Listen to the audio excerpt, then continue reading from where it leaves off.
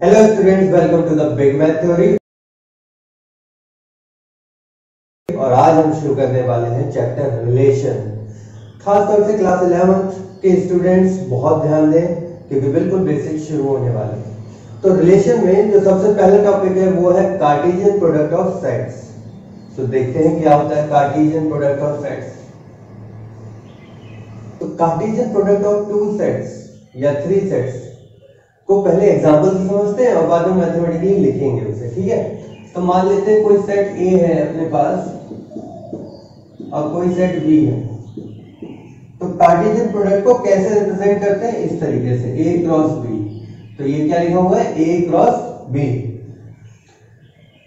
या फिर B cross A B किया जा सकता है, ठीक है। क्वेश्चन में क्या पूछा गया है और हमारी जरूरतें क्या है उसके हिसाब से हम डिसाइड करेंगे कि कौन सा हमें सॉल्व करना है। तो ए क्रॉस बी, ए और बी सेट पे कार्टेशियन प्रोडक्ट है, बी क्रॉस ए भी बी और ए सेट पे कार्टेशियन प्रोडक्ट है। तो ये होता क्या है? इक्वल टू होता है भाई जो पहला सेट है ना उसके सारे एलिमेंट्स 1 और 2 और जो दूसरा सेट है उसके एलिमेंट आप कॉम्बिनेशन बनाकर लिख दो। कैसे? मतलब क्या है, जैसे ए सेट का पहला एलिमेंट है 1 तो 1 को बी सेट के एलिमेंट के साथ लिखो। अगर और एलिमेंट होते मान लो यहाँ पे 4 होता तो 1 4 लिखता हूँ, ठीक है। फिर अगला एलिमेंट उठाओ सेट ए का, वो है 2 और बी के एलिमेंट के साथ लिखो, और अगर बी में और कोई एलिमेंट होता तो उसके साथ भी लिखता। तो ये एक सेट बन गया और इसको हम कहते हैं Cartesian product of two sets. A और बी का कार्टेशियन प्रोडक्ट हो गया। अच्छा, अगर मुझे बी और ए का लिखना होता तो क्या होता? बी का एलिमेंट उठाता और ए के साथ लिखता।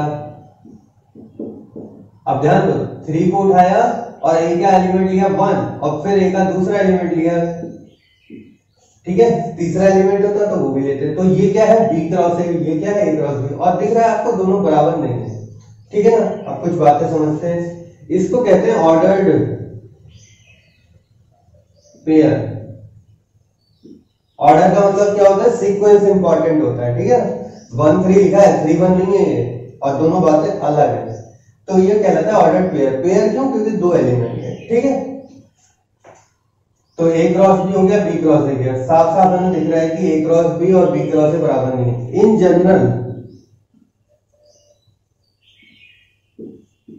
ए क्रॉस बी बराबर नहीं होता है बी क्रॉस बी। कभी कभी हो सकता है, ठीक है, कभी कभी हो सकता है, इन जनरल नहीं होता। तो मैथमेटिकली कैसे लिखते हैं ए क्रॉस बी को? डेफिनेशन क्या होती है भाई? x, y such that x belongs to a and y belongs to b। ये मैथमेटिकल डेफिनेशन है। अब आप इसमें अप्लाई करके भी देख लो भाई, x एलिमेंट a से उठाया और y एलिमेंट b से उठाया, ठीक है। जितने भी तरीकों से आप उठा सकते हो वो सब लगा दिया आपने, तो a क्रॉस b बन गया, ठीक है। तो ये मैथमेटिकल डेफिनेशन है। आगे बढ़ते हैं। तो नेक्स्ट टॉपिक है कि ऑर्डर्ड पेयर इक्वल कब होते हैं, ठीक है ना। Two ordered pair are equal. अच्छा, ये इक्वल कब होते हैं? जब उनके करस्पॉन्डिंग एलिमेंट्स, फर्स्ट प्लेस पे जो एलिमेंट है वो बराबर हो और सेकंड प्लेस पे जो एलिमेंट है वो भी बराबर हो। ऑर्डर है ना, सीक्वेंस इंपॉर्टेंट है। तो पहली प्लेस पे जो है वो भी पहली प्लेस के बराबर हो, सेकंड प्लेस पे जो है वो सेकंड प्लेस के बराबर हो, ठीक है। चलिए देखते हैं। Two ordered pair are equal मतलब क्या है ना, कहने का मतलब ऐसा कुछ है। मान लो ये एक ऑर्डर्ड पेयर है, ये हमें बराबर दे रखा है भाई 1 और 2 के। इसका मतलब क्या हुआ कि ये जो फर्स्ट प्लेस पे एलिमेंट है ये फर्स्ट प्लेस के बराबर है, तो यहां से x आपको 2 मिल गया। ठीक उसी तरीके से सेकंड प्लेस पे जो एलिमेंट है वो सेकंड प्लेस के एलिमेंट के बराबर है, तो यहां से y = 0 हो गया।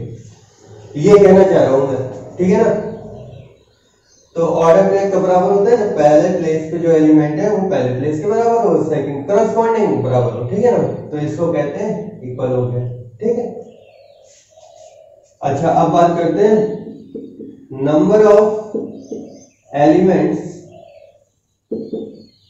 इन Cartesian product. A cross B में कितने एलिमेंट होते हैं?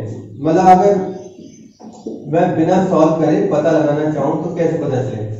तो मान लेते हैं लेट अगर ए में p एलिमेंट है और b में q एलिमेंट है, ठीक है, तो number of element in A cross B होते हैं p मल्टीप्लाइड बाई q। ये इंपॉर्टेंट बात है। देखो पिछले एग्जांपल में आपने देखा था दो एलिमेंट आए थे, क्योंकि p कितना था 2 था और q कितना था 1। तो number of element in A cross B कितने होंगे p इंटू q। और p क्या है, q क्या है, number of element in A और number of element in B. ठीक है, इस बात का ध्यान रखना। आगे बढ़ते हैं। अब बात करते हैं सबसे इंपॉर्टेंट टॉपिक आज का, रिलेशन। रिलेशन क्या होता है ना?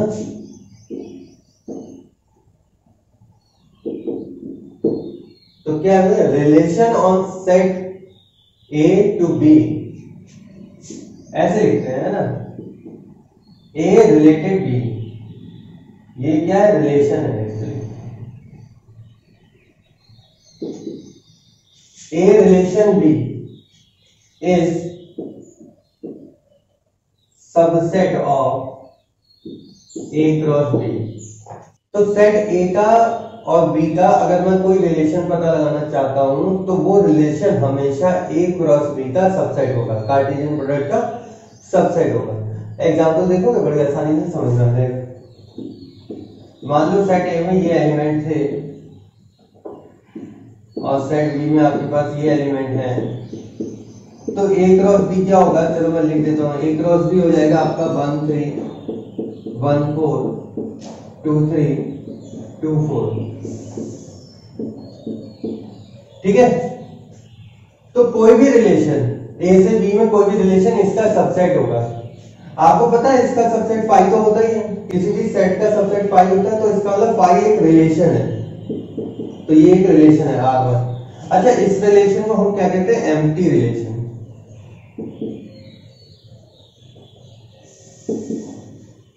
ठीक है, अच्छा और एग्जांपल लिखता हूं मैं रिलेशन के। जैसे भाई कोई भी सबसेट उठा लो आप, तो ये एक सबसेट है इसका, ये इसका एक सबसेट है, तो भैया एक रिलेशन होगा। भाई जितने भी सबसेट हैं, अच्छा इसमें कितने सबसेट बनेंगे ये मैंने आपको पहले से बताया हुआ है। किसी भी सेट में कितने सबसेट होते हैं, 2 की पावर n। यहाँ पे 4 एलिमेंट है तो 16 हो गए। इसका मतलब A से B पे 16 रिलेशन बनेंगे। ठीक है, उन 16 में से 2 मैंने आपके सामने लिख दिए हैं, बहुत सारे 14 रह गए ना, वो आप लिख सकते हैं। भाई इसके सबसेट लिखते रहो आप, मैं 2-3 और लिख देता हूं आपके लिए। ठीक है, एक बड़ा इंपॉर्टेंट लिखता हूं, वो है ये पूरा खुद।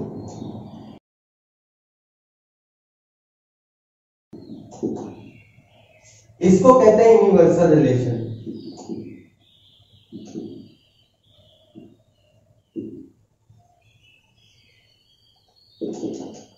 ठीक है, दो नए रिलेशन यहाँ पे, दो नाम पढ़े रिलेशंस के, एक एम्प्टी रिलेशन, एक यूनिवर्सल रिलेशन। रिलेशन क्या होता है वो हम समझ गए, सबसेट होता है बस, और सबसेट निकालना हमें आता है। इसमें अब एक और इंपॉर्टेंट बात करते हैं, दो चीजें एक्चुअली हैं, डोमेन और रेंज इमेज। किसी भी रिलेशन में जो पहला एलिमेंट होता है वो डोमेन होता है। ठीक है ना, फर्स्ट एलिमेंट। जैसे ये है, ये क्या है, डोमेन है, ये डोमेन है। ठीक है, डोमेन का सेट हो गया। तो अगर मैं डोमेन की डेफिनेशन लिखना चाहूं तो डेफिनेशन क्या होगी,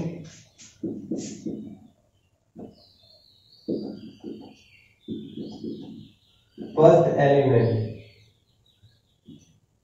of every order pair in relation. भाई first element of every order pair in a relation, ठीक है, उसको क्या कहते हैं, उसको कहते हैं डोमेन। अच्छा, ये जो फर्स्ट एलिमेंट होता है ना, ये इनपुट होता है एक्चुअली, तो इसको इनपुट भी कहते हैं। तो मैं यहाँ लिख देता हूं, इसको इनपुट भी कहते हैं।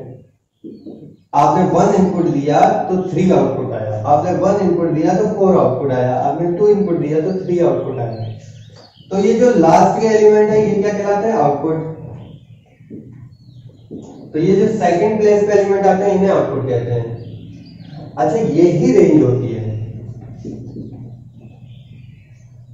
ठीक है, यही रेंज होती है। तो क्या क्या दोनों चीजें समझी हमने, रिलेशन क्या होता है, सबसेट होता है।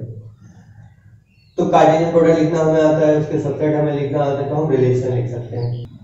अच्छा, ये जो सेकंड एलिमेंट होता है, फर्स्ट एलिमेंट की इमेज कहलाता है, ठीक है ना।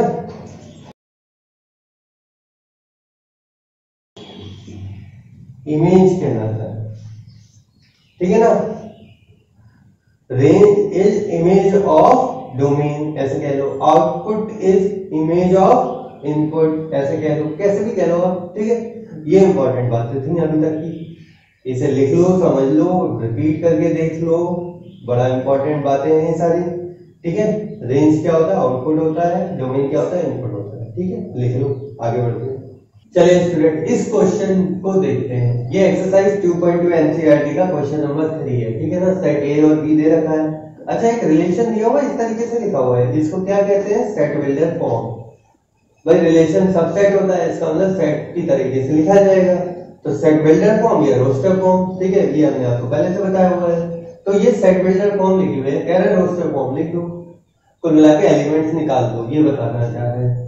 तो देखो एलिमेंट्स निकालने की बात करते हैं। देखो अच्छा, रिलेशन क्या है, difference between x and y is odd.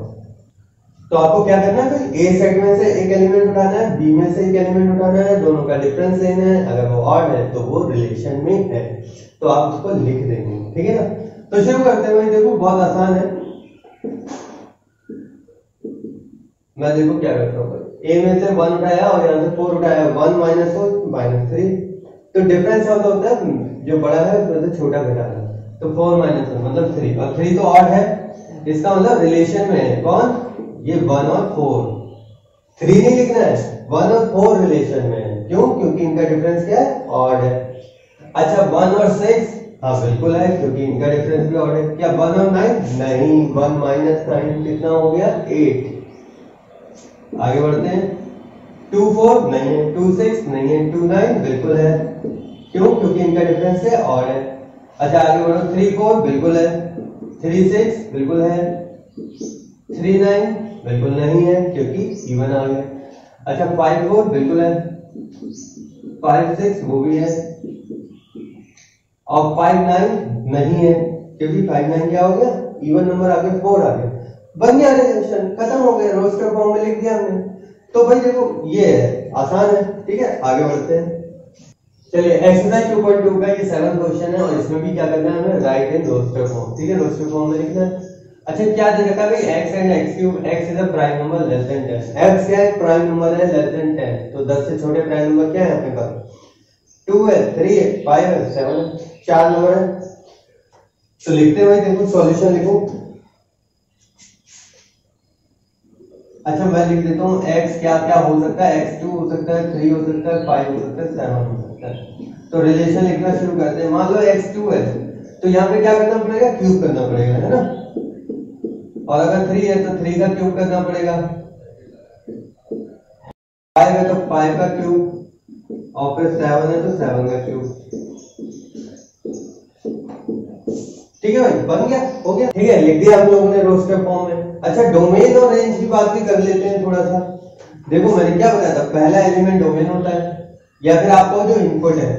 तो डोमेन क्या हो गया, क्वेश्चन में पूछा नहीं है लेकिन मैं आपको बता रहा हूं। डोमेन क्या हो गया, 2 3 5 7 जो हमने इनपुट दिया है। आउटपुट क्या होता है, रेंज। तो रेंज क्या हो गया,